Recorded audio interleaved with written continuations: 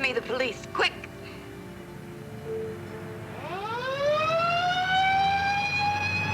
Shepard, you were standing there quarreling with her and she keeled over. Just like that.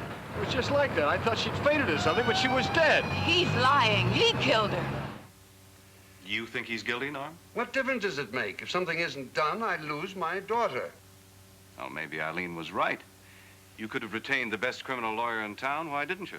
Well, his family already employed capable counsel, and besides, I didn't want her name dragged into a scandal. But now, Herb, you've got to look into it. For Eileen's sake. She's fond of you. Ever since she was a little child, she's thought you were the greatest lawyer in the world.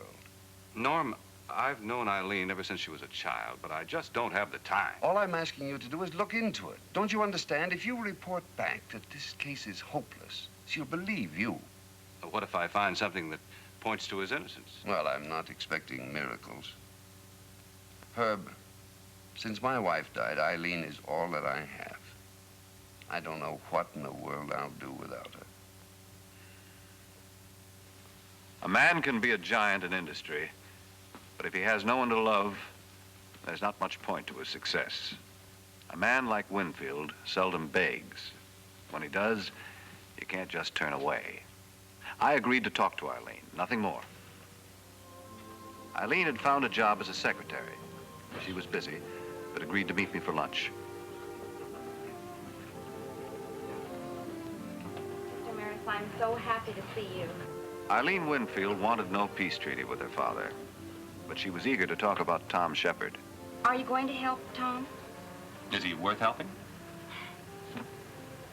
Same LP record and such stereophonic righteousness. But if you're saying your father's tried to prejudice me, you're wrong. He never has. Look, Mr. Meredith, I know Tom had big ideas. When we first started to date, he probably had an eye on the executive suite as well as the bridal, but somewhere along the line, he changed. Tom's not ruthless. He's warm and he's very tender. Once you break through his defenses. Well, he's aggressive, but what's wrong with that? Nothing.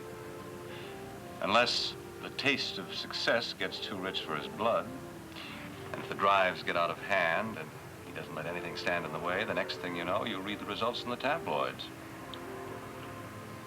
Why did you come here, Mr. Maris, if you're just so sure he's guilty? No, I'm not happy to drop by. Not at all. It's on my way home. I spoke to your daughter and Tom Shepard. I'm going ahead with the investigation. I like the boy. He's forthright and intelligent. I've got a feeling he's telling the truth. Well, that's fine, Herb. That's fine. When you get back from Washington, you get right on it. The patents? I'm not going to Washington. I'm turning it over to my correspondents there. Herb, I retain you as my general counsel because of my confidence in your ability. Now, I expect you to handle my affairs personally, not through a correspondent. The patents will have to wait. The boy's case is urgent. There's an investigation. And if I come up with something new, I want to move for a new trial immediately. Herb, I realize that you take great pride in this sort of thing, but is it necessary to become a wild-eyed fanatic about it? A boy's in prison that shouldn't be there. In your opinion? You solicited my opinion. Why'd you ask me to get into this case? Well, I certainly didn't expect you to go off half-cocked. I can understand Eileen being taken in by a smooth charm, but not you, Herb. You're a shrewd lawyer. And I'll tell you something else. I don't care what happens to Shepard. He's no good. He's a cold-blooded climber, a fortune hunter. But not a murderer. The jury found otherwise. You examine the facts for yourself. I will. But in the meantime, I'll give him the benefit of the doubt. All you've got is the word of a rank opportunist who's lying to save his own skin. And for that, you're tossing away a generous retainer and the friendship of half a lifetime.